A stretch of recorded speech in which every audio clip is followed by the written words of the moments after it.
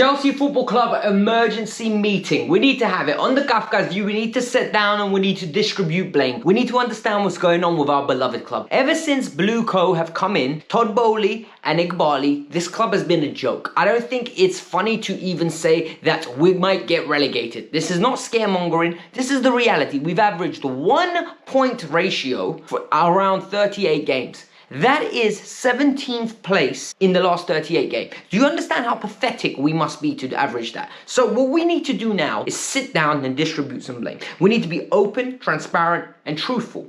All three of those segments must be covered. All three of those elements have to be spoken about. We're going to talk about Mauricio Pochettino. How much blame can we put on him? Then we're going to talk about the players, because the players are pivotal in this. Not all the blame is on the players, but trust me, a lot of them need to have a cold, hard look at themselves. And finally, we need to talk about the board and whether they should sack Pochettino, because that is a narrative that is existing within the fan base right now. I'm not there yet. I'm telling you right now from the outset, I would not sack Mauricio Pochettino only because of one factor that I'm going to disclose at the end of this video. And it's the biggest factor of all. If you do not understand this factor at the end of this video, in my opinion, you're either Poch out and you think he's terrible, or you're just choosing not to understand it. You're choosing to be annoying, and you're choosing that it doesn't matter, we'll be fine anyway. So before we get started, I want 1,000 likes on this video, because this is just educational process, right? Share this. That's the best way YouTube will share it out. If you lot keep hitting that like button and subscribe to the channel if you're new, because I'll tell you one thing about my content. I never, ever hold back my thoughts. I give you what I believe, and it's open and honest. I'm not looking for a job at Chelsea Football Club.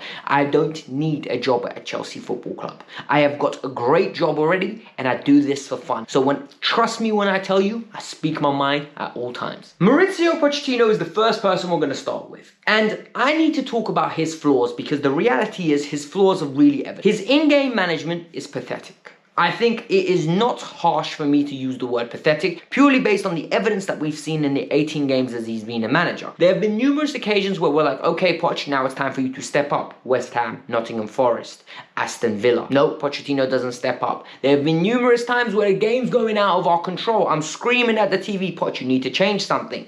He doesn't do it. Then his lineup selections. Pochettino is a manager that loves to rotate. And what I hate about rotation is it destroys any harmony in the team. Pick your back four and stick with it. The reality is there was no need to put Cucurella at right back, Levi Colwill at left back, and have two centre halves rotated again. Badiashile, Thiago Silva could have been the way to go. Keep that relationship going. Chose not to do it. Decided that Silva has to play? Okay, I get it. I rate Silva very highly. Why is Badiashile getting dropped? Injuries? I get it. Why is James fit enough for 45 minutes, but he's not fit enough for the first 60 minutes, and then take him off? Why did we have to get on the back foot and then get bullied to the point where we had to rush and make changes? Pochettino's lineup set, tactically, he got outclassed again. And when I say again, I mean there have been numerous occasions this year when I look at it and I say, Poch, did you do everything you could to help these young players to perform? We've got 5 victories in 15 in the league. We've got 8 out of 18. Let that sink in. We got a 44% win rate. We're not a good team. A lot of people say we are mid-table. We're not a mid-table team. We're a mid-table team this year. But from the evidence of since this board has come in, we're a bottom half team. Like 15th, 16th level team. We aren't a good institution anymore. And that's the reality of it. Pochettino, when does the onus come on? 3 months later, let's have some patterns of play. Let's develop something where we are generating more and more chances, where these players are going to become more proficient in front of goal. Why is that not being questioned? How on earth did he leave Enzo Fernandez and Caicedo on that island today? The gap between Enzo and Caicedo with the front four, massive. With the defense, massive. And guess what happens then? McTominay, Amrabat, Bruno ate them up. They absolutely aped them up. They destroyed them. They were organized. They had a plan. They had a method to their madness, and Chelsea could not compete. And for me, Pochettino's comments after the game, a lot of people are going to be angry about, but what's he meant to say? He's already hit them basically after the Newcastle game. He said it was a disgusting performance. He's got a game in 4 days. What do you want Pochettino to say? You need to sometimes give love, and I think that's the approach he's going by. And the players can't let him down. Now we need to talk about the players, and there are two sets of players that we need to talk about, right? There's the experienced heads and then the inexperienced heads. We're going to start with the experienced heads because they're the ones I call the master splinters of the team. You're meant to lead by example, right? And they don't. Thiago Silva, inconsistent with his performances, arguably our best player yesterday, but that's not saying much, right? After Sanchez, kicking, bro. Your kicking is horrible, man. Like, how many times are we going to give the ball away because of his kicking? How many times are we going to play ourselves into trouble? We're not a good side. We shouldn't be playing out the back. Yet the insistence to play out the back and the player's lack of ability to execute is worrying. Cucurella, £63 million player. Allegedly, right? 58 guaranteed. Let me always reiterate that. 58 guaranteed. Those other 5 aren't getting added on. Big man, when are you going to step up and play like a proper £50 million like fullback? When are you going to play like an experienced player? You're 24 years old. You know the game. Like, you've played the game long enough. This isn't new. This isn't a lack of exposure. You've got over 200 appearances, league guaranteed. Like, where is this? Axel Disasi. He had a decent game yesterday, but over the course of a season. Thiago Silva, Disasi, Cucurella, Sanchez. Mistakes, regular basis. Like, one has a good game, other 3 bad. 2 have a good game, other 2 bad. Or 3 have a good game, 1 bad. They never are consistently decent. I don't even want you to be good or bad. I want you to be in the middle. Just give me some reliability. Then we need to get into Raheem Sterling. Raheem Sterling gets goals, but Raheem Sterling is incredibly frustrating. And I always said this, a team led by Raheem Sterling is not a great team. We're led by Raheem Sterling. We're not a great team. We're 10th. The midfield, and now Enzo and Caicedo. I'm going to allow Enzo and Caicedo for the fact that, yes, you were left isolated, but I expect more. Caicedo's touch, horrible. Caicedo's touch was preposterous. Caicedo was flying around trying to fly kick people yesterday. He was battling when he didn't need to battle. He was not getting in scraps when he needed to. He was losing 50-50s. He was playing with no confidence whatsoever. It was actually embarrassing. How bad his performances were, it was embarrassing. Enzo Fernandez, why are you trying to flick with a back heel? Header it, volley it. Why? Where's the tenacity? Where's the tackles? Where's the combustive midfielder that everyone thought we were going to get? Where is the elegance in your play? Where is the dictatorship in that midfield? You know, I give Conor Gallagher a hard time, right? Because I say Conor Gallagher is limited and energy isn't enough. You need talent, right? Having just a good attitude is not enough. You need talent. Yesterday, these two looked like they had no talent and no energy. I can't criticize Conor Gallagher and then they perform like that. You know, I am going to say something. If they don't fix up, the reality is we can't sell him unless someone comes and buys him. But it is disgusting what is happening at Chelsea Football Club. Mikhailo Mudryk and Jackson, they're not Chelsea level players. They are bench players. And it's something that we need to understand.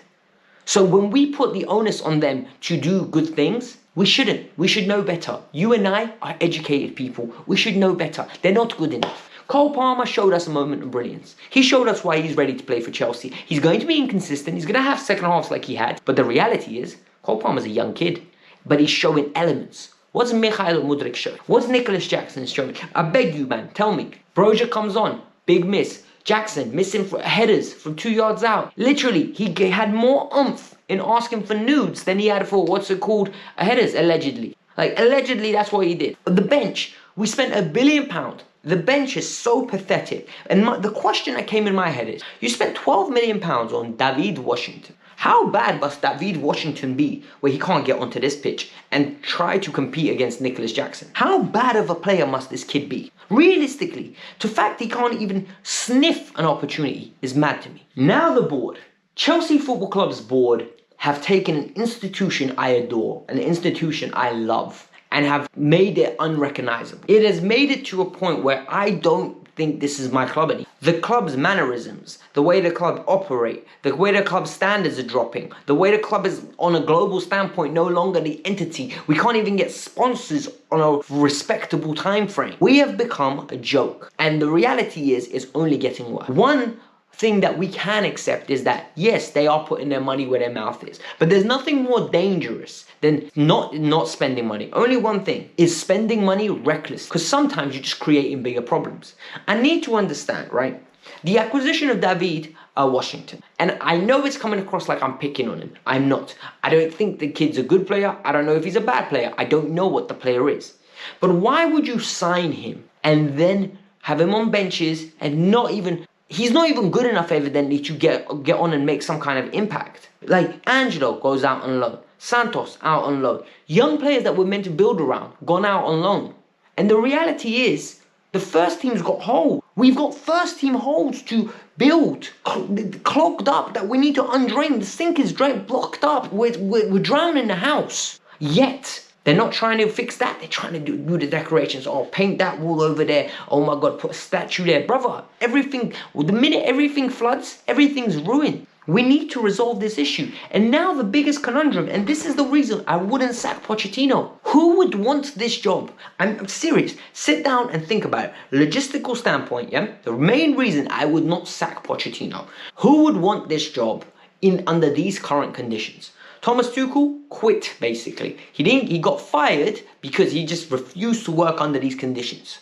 Right? That's what we know. Graham Potter comes in, their guy. They labeled him as he's going to be our manager for the next 7 years. We believe in him. He's going to be the epicenter of our soccer. 32 games you gave him. You sacked him after 32 games. You bring in Frank Lampard, interim manager. We'll allow it. Now you bring in Pochettino, 18 games. 18 games, and you're giving this gentleman, and yet people are like, sack him. Why? Why would you sack him after 18 games? What respectable manager will think 32 games with an inexperienced, washed-up veterans team is enough to mold this team into a proper machine? Pochettino has had 18 games and it started off horribly. And the reality is, we can still fix this season. We've got 6 games coming up now. And these 6 games are imperative. I genuinely don't think I'm underestimating how important they are. We've got Everton, we've got Sheffield, we've got Wolves, we've got Luton, Fulham and Palace. I don't know in what order, but they're the next 6 games. Chelsea need to win at least, and I mean at least 4, if not 5 out of 6. Normally I would have said let's go for 6. This team hasn't won 3 in a row in all competitions since Potter was the manager, and we had that Leicester, Leeds and Dortmund run. We need to be better as an institution. You want Ruben Amorim, right? You want Alonso. You want De Zerbi. These men don't want us. And people said, well, Chelsea, Perez done it at, Real Madrid. We can do it. Big man, we're not that institution. You're not that guy anymore. You used to have money. You used to have power. You used to have influence. You're not that guy anymore. People see through it, and this is exactly what's happening to Chelsea now. Managers won't come here. You gave Potter 32 games. You're giving Poch 18 games if you sack him. You think that is acceptable? Do you think that's necessary? Answer that question. Like, literally, that meme works perfectly. Answer the question in the comment section. Do you think it's necessary to sack another manager at this stage? If you don't agree with it now, right, and you say, no, it's the right time, it's because you have no faith in Poch. But then my question is, do you have faith in this ownership to go and get you another manager that's on par with Poch? I don't. I really don't have faith in this ownership. So hit the like button, subscribe to the channel. I'm going to take tomorrow off. And I'm going to take tomorrow off to reflect unless there's breaking news or there will be some transfer news, because this is what's going to happen. They're going to feed us some news. I need some time away from this club. Like, I'll be back on Saturday. I just need 24 hours to myself to reflect, to understand what's going on. But going into Everton, I am not confident, man. I'm not confident at all. This team hasn't earned confidence from me. So hit the like button, subscribe to the channel. Let me know your thoughts.